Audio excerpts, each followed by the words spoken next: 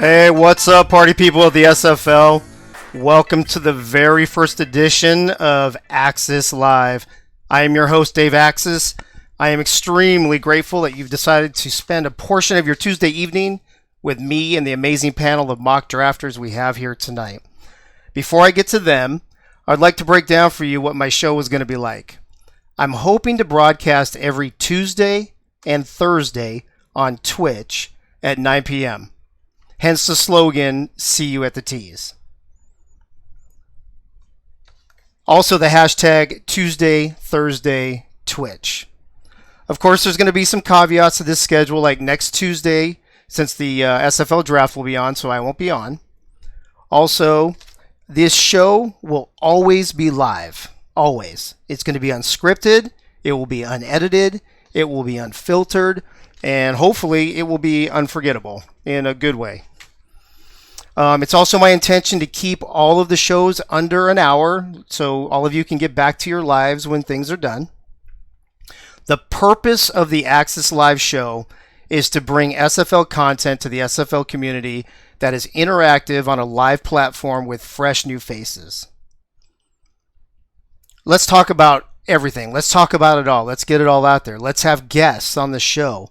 But at the same time, let's get the listeners involved as well. That's where the motivation to start this whole show came from. And it's my hope that all of you will enjoy the content as much as I love delivering it to you. My first 3 or 4 shows, they're already planned, they're already booked, and they're ready to rock and roll.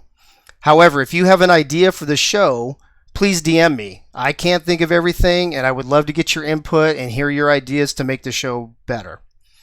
One quick last thing before I bring on tonight's panel.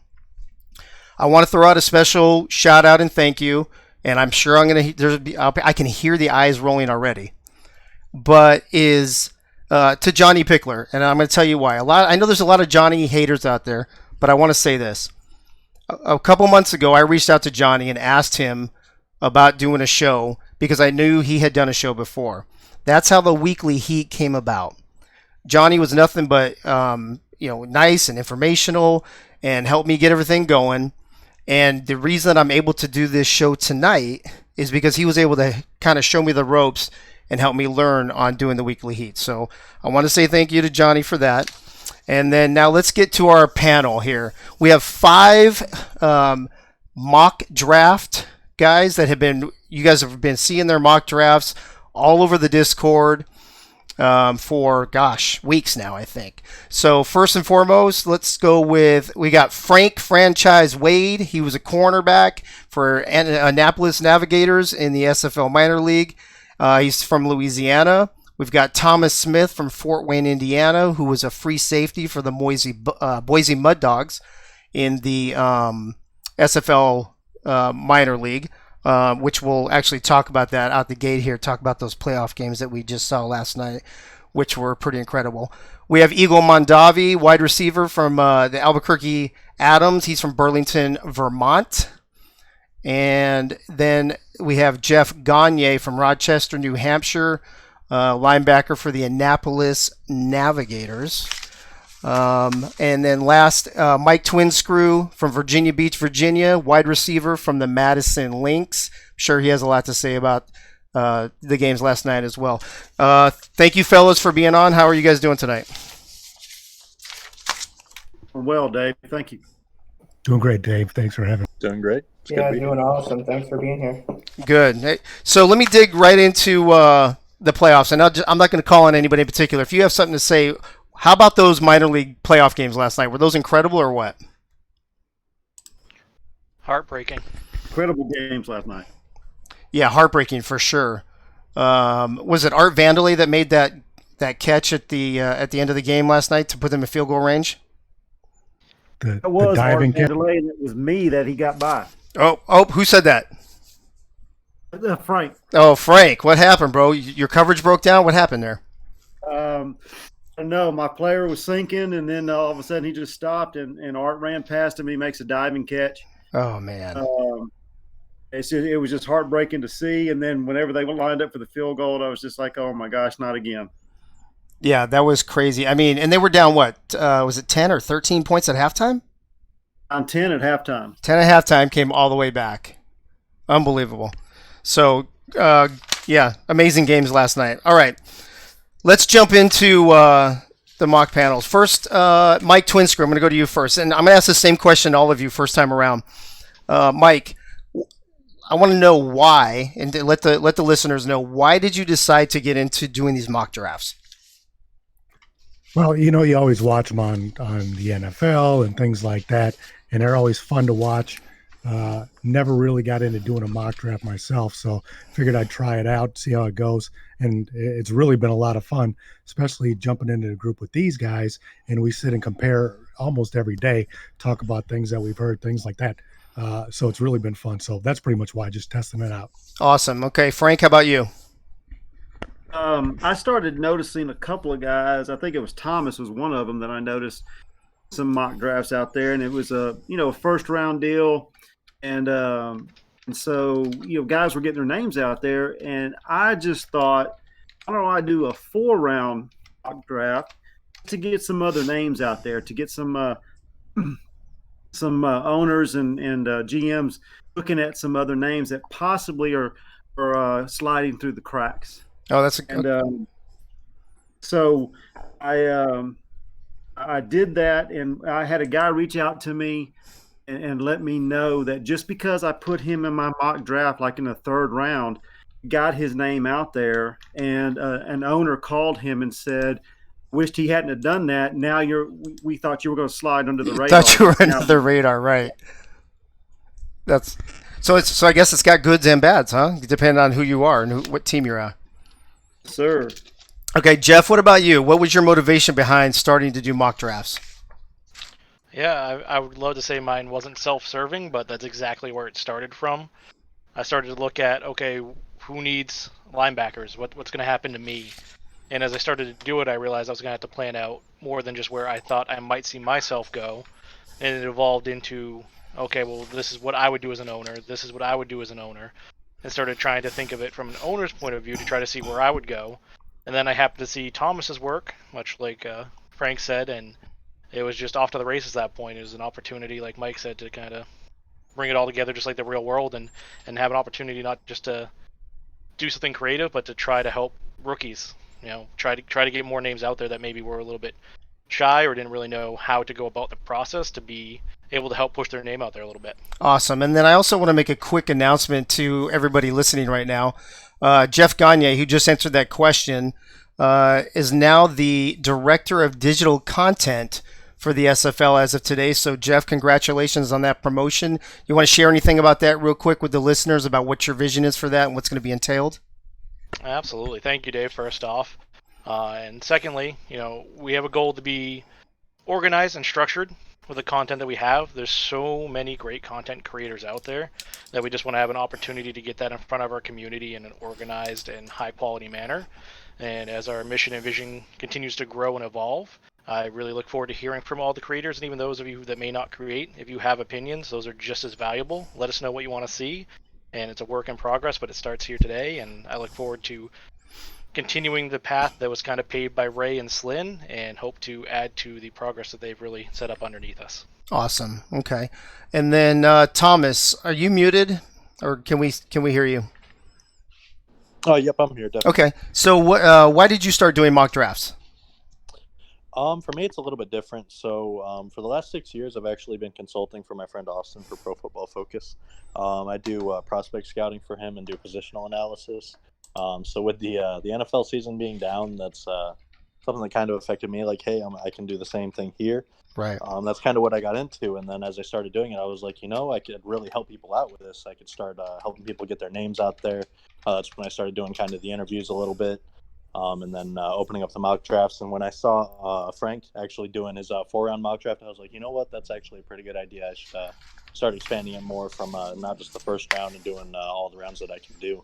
So honestly, it started out just kind of branching from what I was used to doing for Pro Football Focus into what it is now, just seeing what other guys have done. And it's really grown for sure. That's awesome. Okay.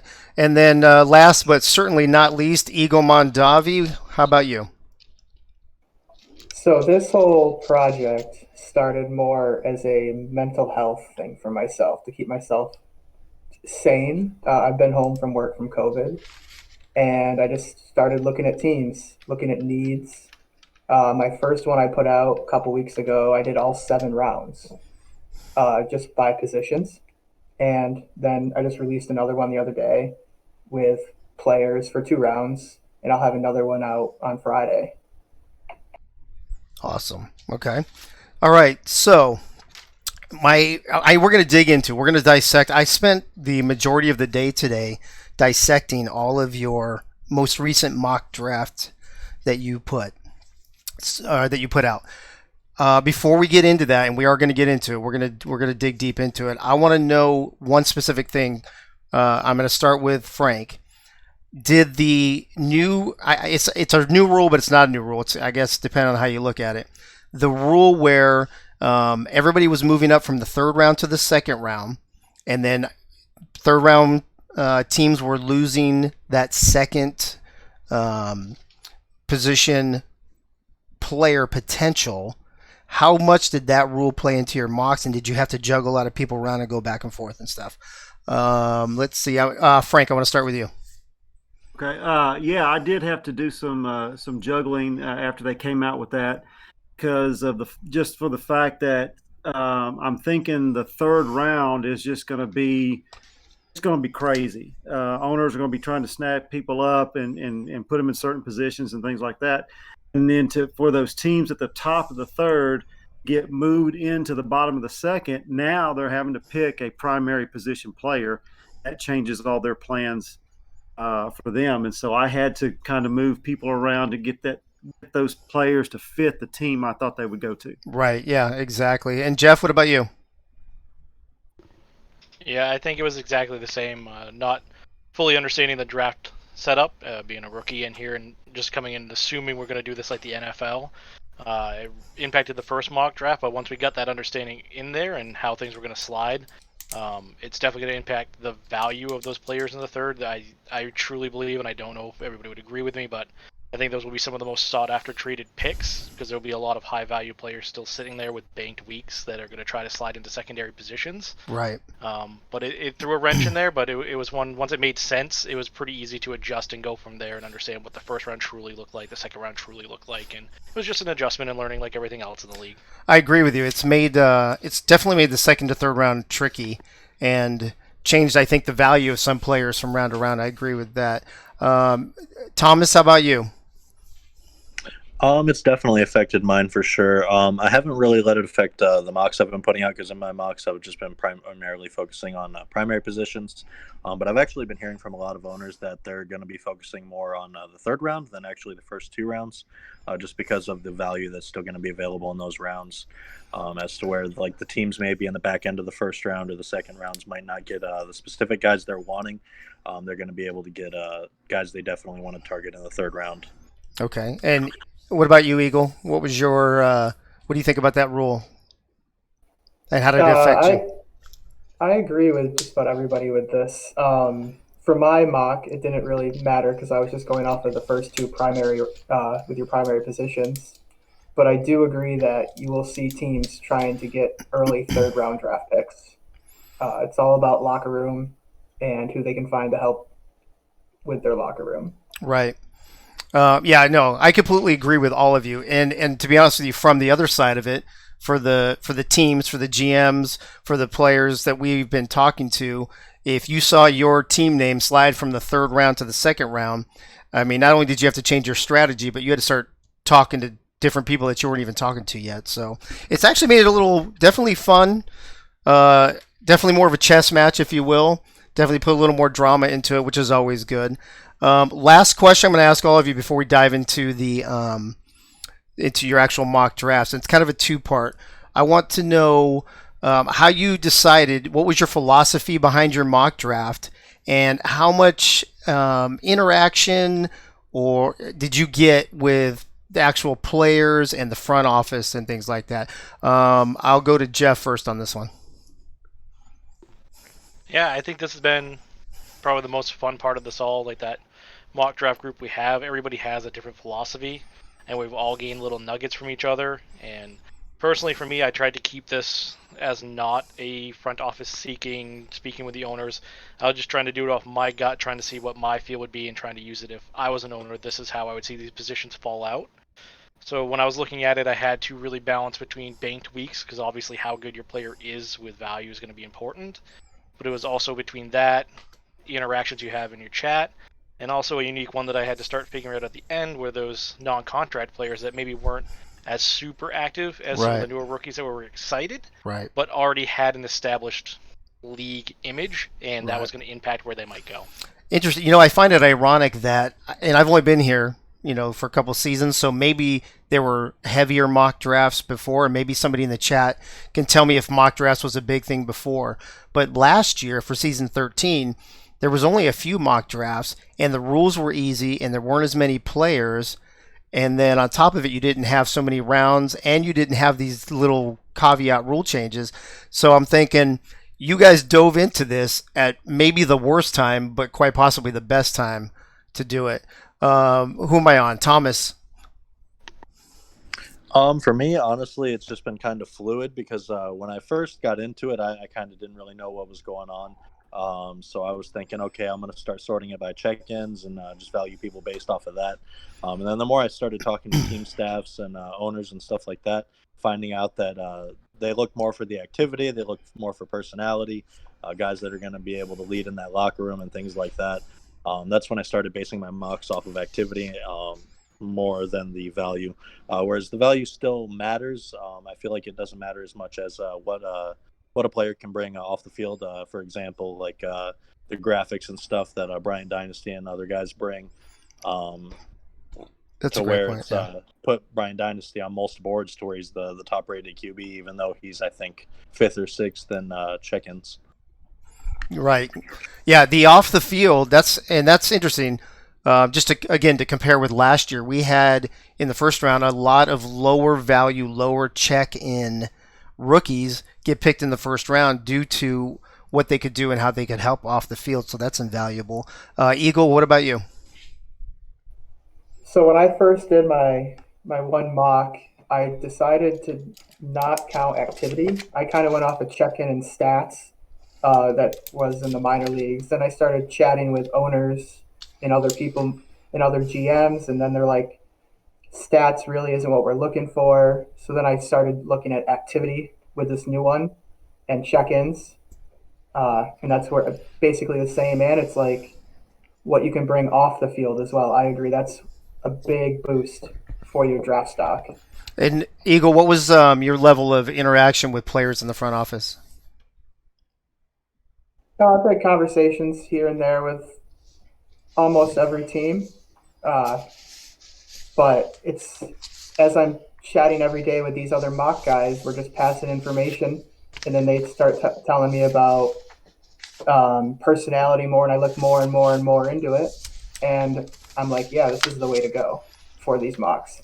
Right. Okay. Mike, where do you fall in with all this? So I started on the stats page, understanding that the stats don't mean much at all, but it was able to at least get me have my list started. Then I started looking at the check-ins and missed check-ins. Went to their current build, height and weight, stuff like that.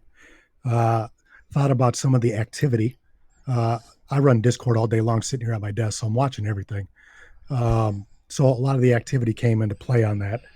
Of course, then we had to look at those non-contract connections like they were talking about, and also the owner-player OLs as far as the draft positions go. So that came into play too. Awesome. Frank, did I already ask you this, or did I start with you? No, I think I'm the last. You're last. one. Okay, go ahead.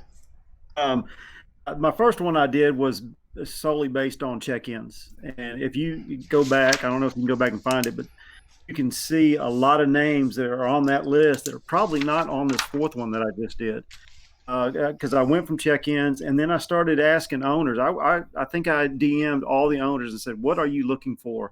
It comes for a player on draft day," and I'd have to say the majority of them picked character. And so I started looking at activity in the chat room. and I started ranking. All right, who's most active, who's least active. There's some names out there that have multiple check-ins I have never seen. I've never seen or talked to in a chat. And so, and not saying that they haven't been there, I haven't seen them in quite a while. So I started reaching out to players and trying to find out a little bit about each player, and as much as I could. I was going based off of character, activity in the chat, how they handling confrontation with somebody and things like that, Right. and so there's a lot of times like Mike, we're sitting here and I'm not in the room, I'm in it, but I'm not talking, and I'm just watching to see how people are interacting with each other. And I started ranking players based on, in my opinion, and it could be, and it's different from what Mike or Jeff or Thomas or Eagle do, but I started ranking them on activity and character. That's how I started to get to where I am today with this fourth update. Nice. And then, okay, so real quick, I do want to just make this like a lightning round real quick. Starting with you, Frank, since you brought it up. How many versions of your mock draft have you done? This is my fourth one that I put out today. Okay, Jeff? I was on my fourth one as well, yes. Okay, Thomas? I've done 3, and then I have the big board as well. Okay, and then Eagle? I've done 2 with my final coming out on Friday. Okay, and Mike? I'm on version 5.1, so I've probably done about 8. Okay. You're the only one with points in between, I guess, huh? Yep. Those are updates. Yeah. All right. Oh, yeah. And you know what? And that's the thing, right? So speaking of updates, couple, was it 3 offensive linemen and a punter disappeared yesterday. So if you had them on your mock draft, you're going to have to update that anyway. Okay.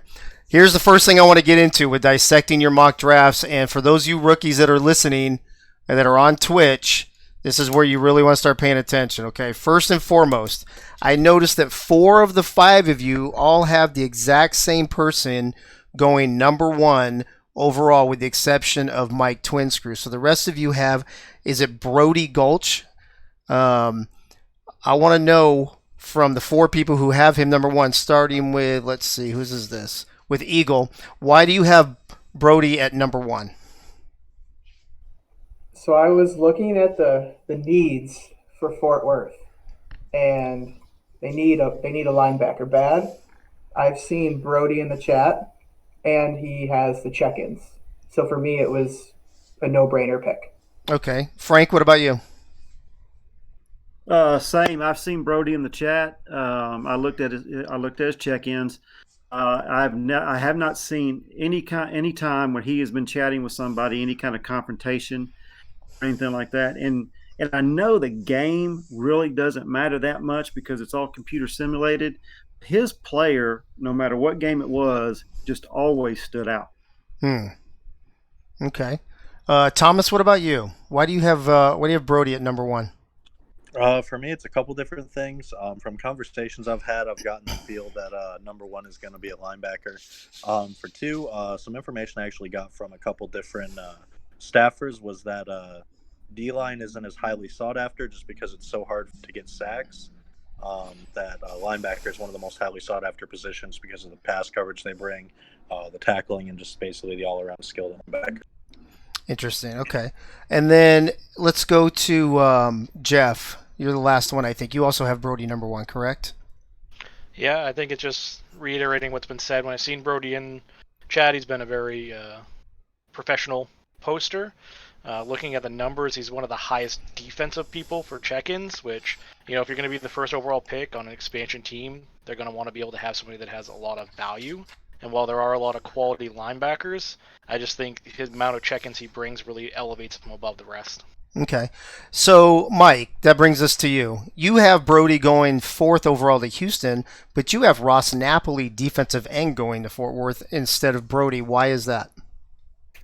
Right, so I got Brody as my number 2 linebacker to go in the draft. Looking at Fort Worth, they have 1 linebacker signed already, but they don't have anybody yet on the line. So I took Ross. Ross is actually my number 2 defensive end, but I think Fort Worth would be looking for the guy that Ross is. He's all over the SFL right now in the SFLM. He's doing all kinds of stuff. So I thought Ross would be a better fit at Fort Worth, with Brody, like I said, being my number 2 linebacker. So here's something I found interesting as I'm dissecting all of your mock drafts earlier today. As you know, I have my own spreadsheet, right? So I know what teams need which positions, and it's mostly actually defensive tackle and some defensive backs. But as I'm looking at your mock drafts, there's a couple of you that have more defensive ends being taken than defensive tackles, although there's a lot more defensive ends already on rosters. So let me see. I want to go to Frank. So Frank, you have 10 defensive ends being picked in only the first 2 rounds of your draft, but only 4 defensive tackles. Why are you finding that there's going to be more of a need for defensive end rather than defensive tackle, where there seems to be more holes? For me, it was a lot of the person going and teams filling those defensive spots to the 2 for sure to get those 2 defensive ends. A lot of it was just the character. I lost your last part. A lot of it was what? The character and the players. Okay. Mike, same question. You've got 12. Actually, you have 8 defensive tackles, which is pretty good, but you still have 12 defensive ends. So you have 20 defensive linemen going in the first 2 rounds. That's basically half the first 2 rounds. Well, I just answered the last one. I thought you were I'm sorry. I asked for Frank. Frank didn't answer. No, the first question was supposed to be for Frank, so that works out great. So I got Mike's answer, so now let me get Frank's. Okay.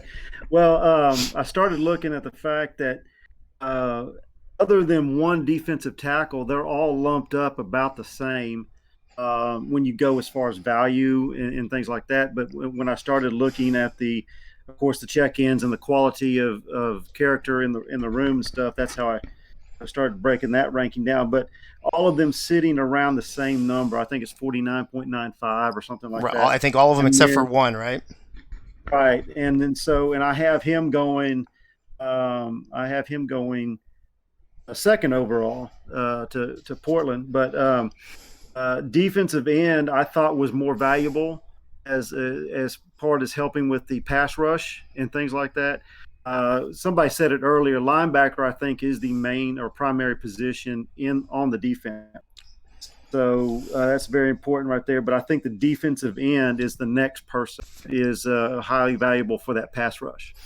So here's something interesting. As I'm looking at Thomas's mock draft, he has it pretty equally distributed. He's got 6 defensive tackles, 5 defensive ends, 6 DBs, and 6 linebackers.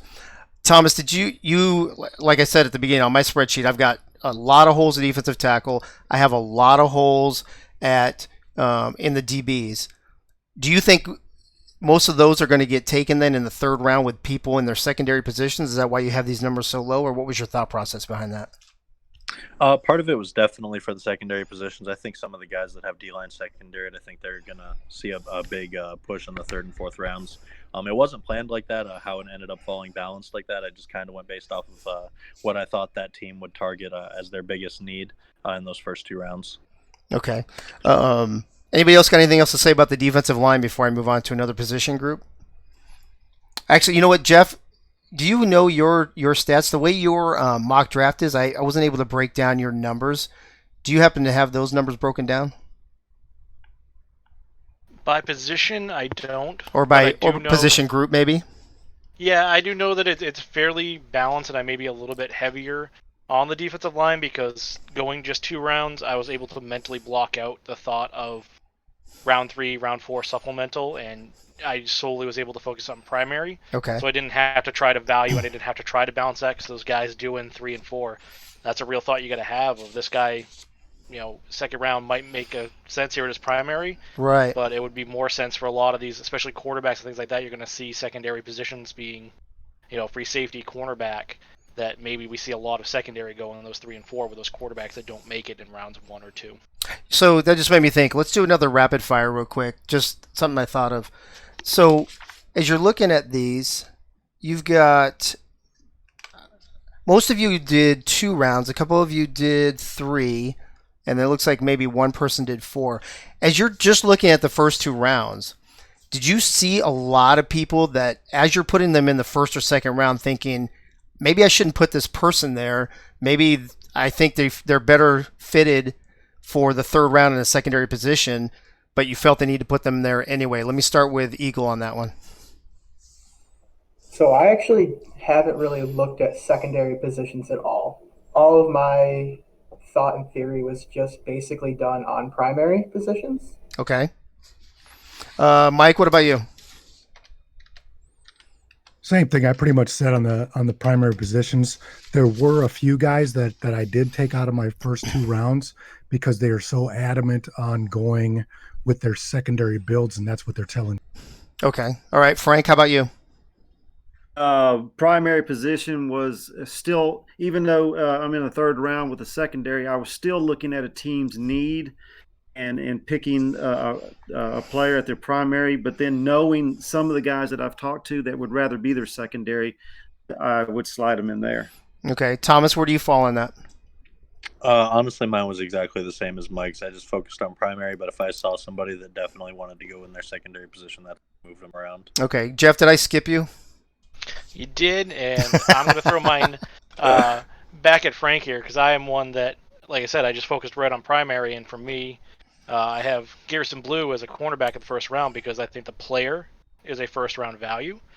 But we understand that, Frank wants to be a wide receiver, and he's one of those unique people that are trying to value himself more in that third round. Right. And for me doing this without a third round, it was very difficult for me to leave a player off like Garrison Blue, who is definitely a first round talent in my evaluations, just because I know that he wants to be a third. So it's very unique, and it's going to be an interesting dynamic because there are guys like Frank that want to be that wide receiver in the third. So there's going to be a lot of wrenches that we can't predict in these mock drafts because we weren't there in those conversations. And then another monkey wrench, of course, is the supplemental. How many people are laying low under the radar, hoping to sneak the supplemental rounds as well. Thank God we're not going to be doing that mock draft tonight. I know we want to get to quarterbacks, and I'm going to get to that in a moment. But before I do, something I found interesting is obviously everybody's predicting 3 quarterbacks and 3 running backs. That's just the numbers. That's the way it's going to be. And fullbacks, I didn't get a chance to check my spreadsheet, so I may be wrong here, but it seems like there's more fullback positions available than what you guys are mocking out. And as I'm looking at it, it looks like there's anywhere between 1. Yeah, so everybody picked only 1 between 3 fullbacks to be drafted, when I believe we had probably, I want to say maybe 4 or 5 at least just in the first round last year. Let's start with Thomas. What did you see the lack of need as in fullbacks for this draft? I actually had, I think, 5 fullbacks going in mine. I think if you did, do you have a third round on yours? I think I just counted the first 2 rounds. Okay, I just counted the first 2 rounds, yeah. And according to my numbers on the first 2 rounds, you only have 1 going in the first 2 rounds. Is that incorrect? I think the ones I have going, I have Comasack, Mills, and Swift going in the second round. Okay, so still only 3 in the first 2 rounds. So what's your thought process behind that? I don't mean it's just a tough year for fullbacks. I think a lot of the fullbacks have been pretty quiet. I know Greg Soto was really active for a while, and then he pulled his name from the draft. He was my top fullback in my first 2 mock drafts. Right now, I'd probably say in terms of activity and locker room presence, I had a lot of experience with him because we were in the same locker room. But Bill Cherry right now would probably be my top fullback. But I think just with how quiet the fullback class has been, I think that's why fullbacks are falling to the later rounds. Okay, Eagle, what do you think? Yeah, so I'm kind of going to double back on that. I've got 3 fullbacks in my first 2 rounds going, but now with my draft that came out, Charleston told me they weren't going to draft a fullback, so I'm going to have to adjust that in the next one. But I agree, it's just activity overall in the chat. We really haven't seen any fullbacks. Saying that I don't know what players have fullbacks as a secondary position that might come in right at the 3rd round. Okay. Mike, where do you fall on that? So what I was thinking, first of all, I'm agreeing with Thomas and Eagle quite a bit on that. Then I'll add that there's a lot of teams with some tight ends already. Mm-hmm. A lot of teams with maybe a high number of wide receivers that they're already going to stay with. So maybe using more tight ends going in those rounds and to play with. But yeah, I just got the one fullback. I got Iggy in the Right. second round. Yeah, tight ends was actually another number that was low on all you guys, especially. I think somebody only had one tight end, but actually there are a couple of you only had one, but then you, Mike, I think you had four. Where we at? Frank, what about the fullback situation for you? Fullback situation. My thought process was, is the owner going to use a fullback? Because I've had one owner say they're not going to use a fullback, and some of them say they were thinking about it, or maybe going with the tight end, like Mike was saying. So that's why I was saying in mine, I think I have two, maybe three in the 4 rounds. So I didn't think it was going to be a high value for that position. Okay. And then Jeff, what about you? Honestly, mine probably came a little bit from overthinking it. As I again went into this trying to be an owner viewpoint, is that I see that fullback position as a spot with this new rookie rule that we have with supplemental draft, where maybe you might be able to sneak somebody in at that position while it may not be one that they want, but they want to be on a team, and they can continue to bank for whatever position it is they want to be for a free agent afterwards. Right. Understanding that you might just have 1 year with this really good locker room presence, Right. and that might be where you go to try to fill up with some of those supplemental spots, as that offensive line and fullback with guys you know that are active, versus trying to reach for guys that may not have shown that same activity. Gotcha. Okay. Let me shift my focus now since we're in the backfield. Let me shift my focus to running back. And I'm gonna put this out there. Eagle, you have Fox Highwind as your first running back off the board. Mike, you have Fox Highwind as your first running back off the board. Let's see. Frank, you have Fox Highwind as your first running back off the board. Thomas, you have Connor Weston, but then the very next pick you have Fox Highwind coming off the board. And then Jeff, I'm sorry, I'm actually scrolling through your draft right now. Who's your first running back off the board? Yep, so my first one is also Fox Highwind. Okay, and where do you have him going? He's going to Lone Star. He's going to be a glorious pick. Look at that. I think like four of you are. Okay, so tell me what it is about Fox Highwind, and then I want you to compare him to some of the other running backs, or talk about some of the other running backs as well, and tell me why you think him or somebody else, in this case for Thomas would have been Connor, why they should be the first running back off the board. And I'm going to start with Mike. So Fox, great guy. If you guys have talked to him, great guy to have in the locker room, I'm sure. Leads the league. I mean, just going off of stats, stuff like that. So he's got a good build. Going against some of the other backs with Hugo and Zeke, he's just more active, a lot more active, and just a great guy to have in the locker room, I'm sure. So Fox to Lone Star. Confirmed. Okay. All right. Frank? I would have had Fox going to Lone Star right there at that pick, but I was thinking Lone Star might be afraid that Ace won't be there in the second. So that's why I had him going with Ace first, and then they lose out on Highwind, and they come back with Connor Weston in the second. Both guys, Connor and Fox, are tremendous guys. I've visited with both of them, but there's some other ones out there that are good, and two of them were on my team. And if they didn't have to split time, they would have the numbers, and they've definitely got the locker room presence, and they've got the chat experience and all that stuff. That's Scott Johnson and Hugo Reynosa. Yeah. I think from week to week, I've been seeing different names pop up with either, most yardage or some big plays. It seems like week to week, it's always a different running back that I've been seeing. Jeff, what about you?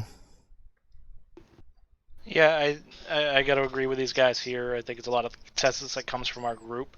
I think Fox and Connor really put themselves in the position they're in to be in the talks of those top two running backs. When you look in the chats, you see Connor and Fox. When it's game day, you see Connor and Fox. And that's nothing against the other running backs. This class is really stacked. If there were a lot of running back spots open, Scott Johnson, Hugo, Zeke, Say, Stephen McMichael, Horrell, all these people will be going at running back, and it's just not going to be possible. So it's really the guys that separated themselves and made it known that they were the running backs of the minor leagues. And I think that's what really you're going to help them out. Right. Okay. Thomas? Just a couple different things for me. Just an interesting tidbit. A lot of people didn't know about the Connor Weston tie to Florida. He was actually a non-contract for them last year. That's why I ended up putting him as the first running back off the board. And then obviously we know Doyle when Doyle took that running back position back. So in my next mock, obviously they're not going to be picking running back. For Fox, he's been an amazing guy in the locker room. He's always there every game we're playing.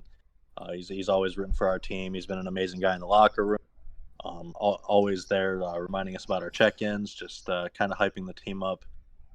Always supportive of everybody in the locker room, so he's a great guy there too. And then just the last one I wanted to touch on a little bit too was someone else mentioned was Hugo Reynosa. He's one guy that I swear every time I scroll any channel and any of the SFL discords, I see Hugo talking everywhere. He's by far one of the most active guys I've seen, so Hugo definitely deserves to go in a running back spot as well, I think. Yeah, I think he tore it up the last couple of weeks too. I think I remember seeing his name all over the SFL minor games. Where'd I leave off at? Eagle? Yeah, so I've got Fox number one. He's in the chat every day talking. You need a good laugh. He makes some great memes to boost that morale. But I got Connor for my second running back. I mean, I played with him in Albuquerque.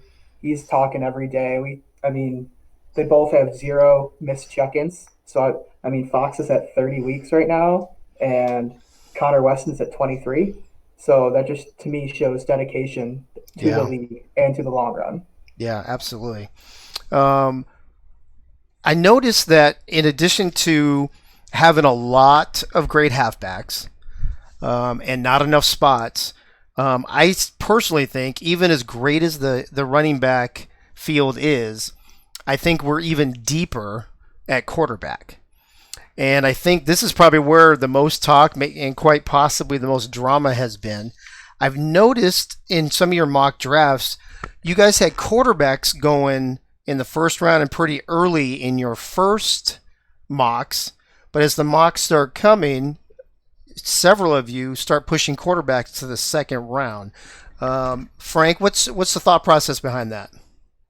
Well, I've had a lot of skill positions on the offensive side going early my first time around because I wasn't sure how this game played out.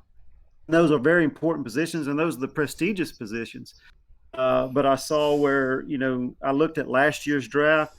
I started comparing. I think there were 60 picks in last year's draft, and only 20 of those were offense. The rest were all defense. So you didn't typically see a fullback or a tight end or a defensive tackle taken in that first round. In regular football, but in this, those are positions that they're going after. I feel for the quarterbacks.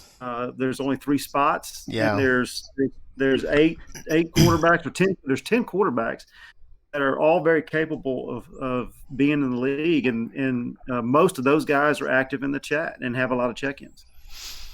Yeah. Jeff, what do you think about that? First of all, what do you think about what Frank said about there being that many quarterbacks and they're all great guys, and unfortunately we're only going to have 3 spots?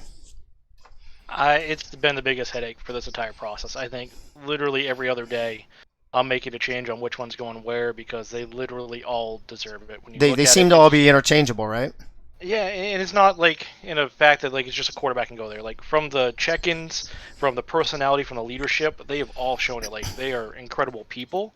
So you got to start trying to look at teams, look at the secondary side of it. Like is a team looking for a graphics guy? Dynasty then jumps out to you.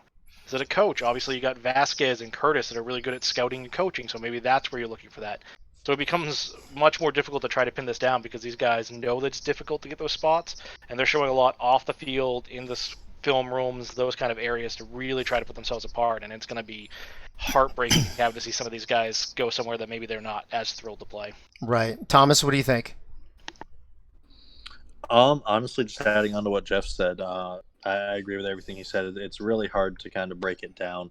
The only one I've been locked into, and honestly, the one pick that has stayed the same through all of my mocks, I don't know if anyone's noticed, is Ace actually going to Lone Star at that pick. Pretty early, I saw kind of a connection between him and a lot of the coaching staff at that team you work for, Dave. Right. I have no understanding of what you're talking about. Right, right.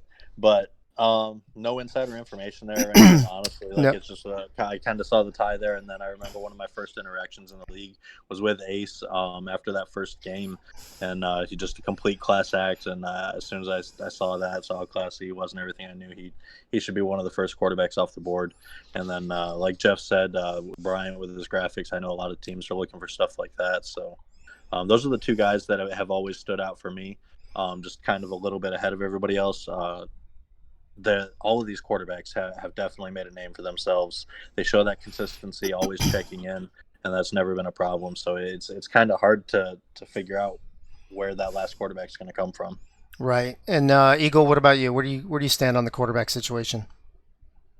I've actually, my three quarterbacks have been the same since the start. I've got Ace going to Lone Star. I've got Javier going to St. Louis, and the last one, and Bryant going to Atlanta. It's been like that from the start. I've just been looking Bryant with his off the field, his graphics. Javier with his coaching seems like a great fit for St. Louis for me.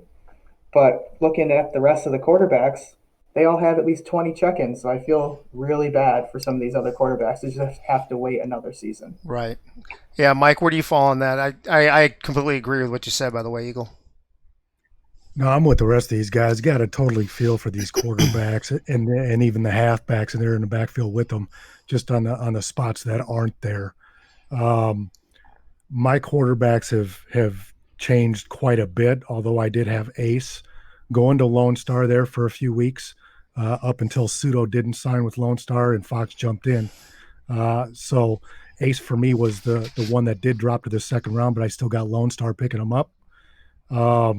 I got Derek Majors going to St. Louis because of the podcast that he was on, Coach's Corner. He'd had conversations with St. Louis. He wants to play in St. Louis. So that's why I got Derek going to St. Louis, and then Cam Curtis to Atlanta.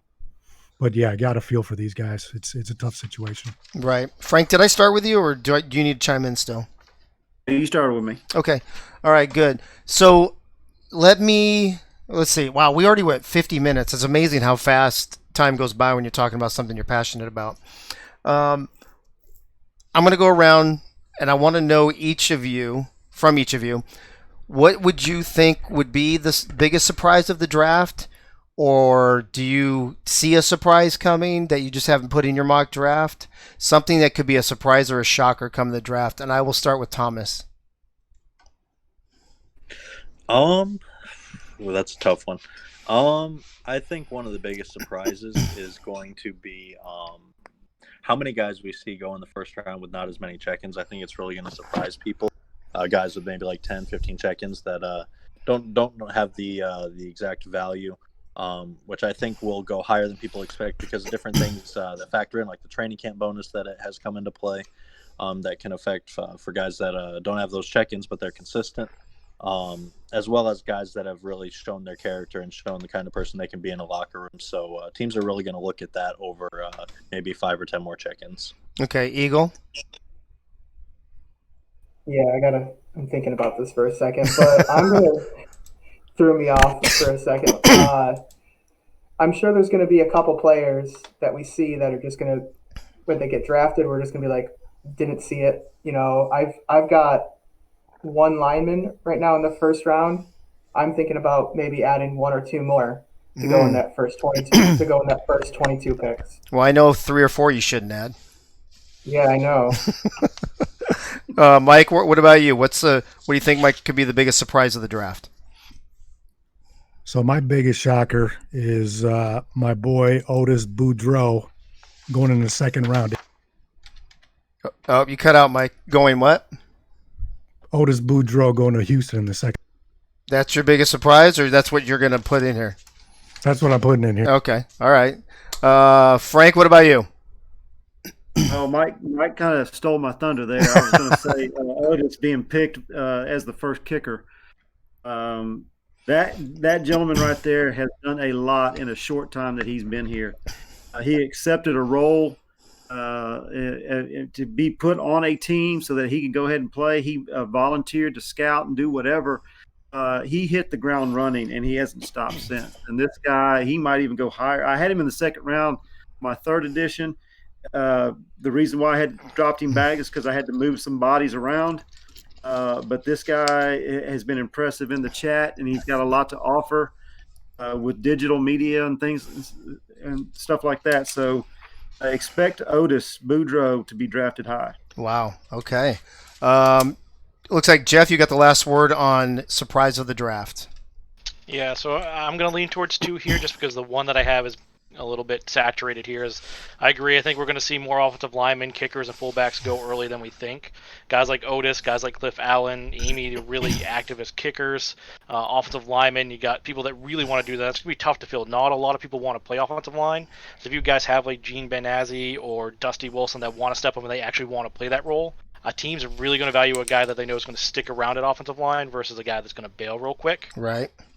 And I think the second thing, and it's going to blow all of us up here, and you can't ever predict it, there's going to be that one trade that happens that we did not see coming that may shake the entire thing out very quickly, and I'm very interested to see when that begins. Yep, that's man, imagine how many trades that could shake up all of your mock drafts. I mean, all it takes is a 2-for-1 trade, and now you guys are shuffling players around like crazy. I'm gonna we're gonna start wrapping this up. So I want to go around anything that you wanted to talk about tonight, about your mock draft, about the draft in general that we did not cover or you didn't get a chance to talk about. Now it's going to be your chance, and I'm going to start with Frank on that one. One thing that I didn't get a chance to talk about was a man named Rosca Santagria.